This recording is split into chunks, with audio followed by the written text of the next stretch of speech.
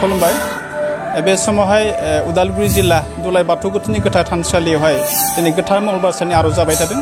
बे गोथार मंगलबारनि आरजनि हाबाफारियावहायनो उदालगुरि जिल्लानिनो भकतपारा बियाबनि गं 13 गामिया दिनै आरजनि हाबाफारि फैदों आरो बे गं 13 आरजनि हाबाफारिनि गेजेरजोंनो दिनै जिहेतु दुलाराय बाथौ गोथौनि मानगोनां गेदेमा आफादगिरि डक्टर लीलाधर ब्रह्म बिथांनि बियाबनि आरज हानजा दिनै बे उदालगुरि जिल्ला दुलाय बाथौनि गोथार थानसालि हाबाफारि लाफैदों आरो बे आरजनि हाबाफारिनो आथिखालावहाय जोबोद दुखुनांथाव बाथ्रा मोनसे खोथाखौ नोंथांमोना हयथ' मिथिखादों जे दुलाराय बाथौ गोथौनि मानगोनां आफादगिरि डक्टर लीलाधर ब्रह्मआ दिनै बिथाङा जोबोद दुखुथिया भाबै गावनि सावस्रि देहा दाबो हस्पिटालाइज जाना दङ।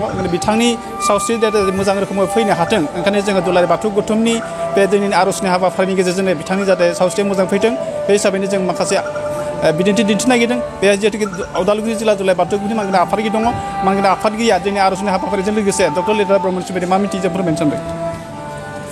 गिबियावनो आं खुलुमबाय बाथौ बिबुंसार मावथिगिरि नोंथांनिसिम दिनै आं गोजोननाय मोन्दों। उदालगुरि जिल्ला बिदुं बावसालियावहा दिनै भकतपारा मलिबारि आनसलिकनिफ्राय बेवहाय गासै 13 गामिया बाहागो लाफैदों आरो बे बाहागो लाफैनायनि सुजुगखौ लानानै दिनै बे जायगायावनो थानाय बिथां डक्टर लीलाधर ब्रह्म दुलाराय बाथौ धोरोमारि गौथुमनि आफादगिरि बिथां दा बे समावहा बिथाङा दिनै एकदम गाज्रि रोखोमै हस्पिटालाइज जाना दङ।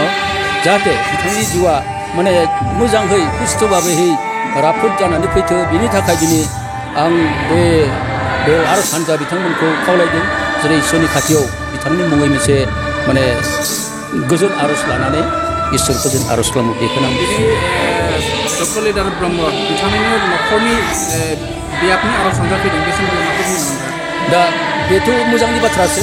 जिहेतु बिथाङा जि जायगायाव दङ बे जायगानिनो आरज हानजाया बेवहाय नुजाथि फैनो हादों आरो लोगोसे दिनै बाथौ बिबुंसारनि मावथि हानजाया बिनि समाव नुजाथिनो हादों। बे बेसेबां भाग्यबाननि खोथा। दा बेखायनो आं गथायनो बेखौ लुबैयो जों खौसेथियानो जाबाय सक्ति, एकताया जाबाय सक्ति। जों बोरैबा दिनै एक जानो हादों। दिनै नोंथाङाबो सफैबाय, हानजाबो सफैबाय आरो दुलाराय बाथौ धोरोमारि गौथुमनि आफादगिरिनि जायगाबो भकतपारायावनोमोन। दा बेखौ ज' जानो मोनबाय दिनै आरो इसोरनि खाथियाव जों गाखोनो थाखाय खाबु मोनदों।